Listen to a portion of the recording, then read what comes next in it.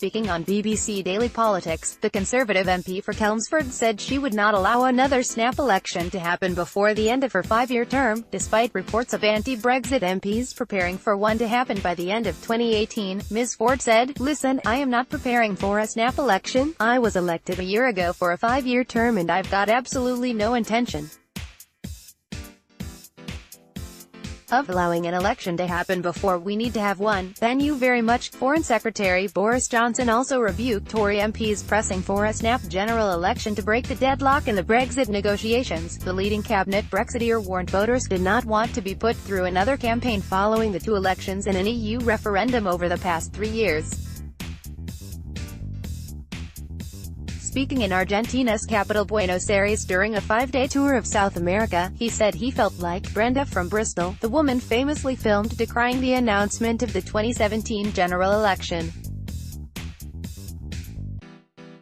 Getty BBC Brexit News. Tory MP Vicky Ford claims she will not allow a snap election to happen in 2018. Asked about reports that the Prime Minister could call another election in the autumn, Mr. Johnson said, "Really?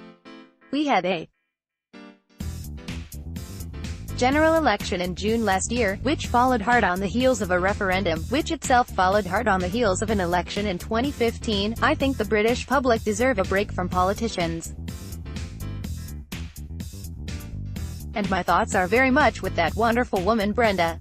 I'm with Brenda on this one." Brenda became a social media sensation for her exasperated response, "Not another one. Oh, for God's sake. Honestly, I can't stand this. There's too much politics going on at the moment. Why does she need to do it?" Some Tory MPs were reported to have spoken to their party associations, asking to be readopted as prospective parliamentary candidates, in readiness for an autumn election. The backbench MPs acted after meeting Mrs May last week for a private Brexit briefing as she tried to stop a row over Britain's future customs relationship with the European Union, tearing the party apart. "Listen, I am not preparing for a snap election," Vicky Ford, but far from reassured. They left Downing Street, convinced that another election could be on the way. Mr. Johnson also warned peers not to trigger a showdown with MPs over key Brexit legislation, saying, "I think that the important thing is that the House of Commons has the final legislative say and the Lords know that and must accept that," one senior ministerial source said yesterday. There are certainly some MPs that are getting ready and asking their local parties to do work on preparing new posters and canvassing teams. But this is definitely not something that is being talked about among ministers or at Conservative campaign headquarters. We saw what happened last year when the party went into a general election campaign that it was completely unprepared for. There is no way we want to go through that again." But a Conservative MP said, "We do need to be ready for an election.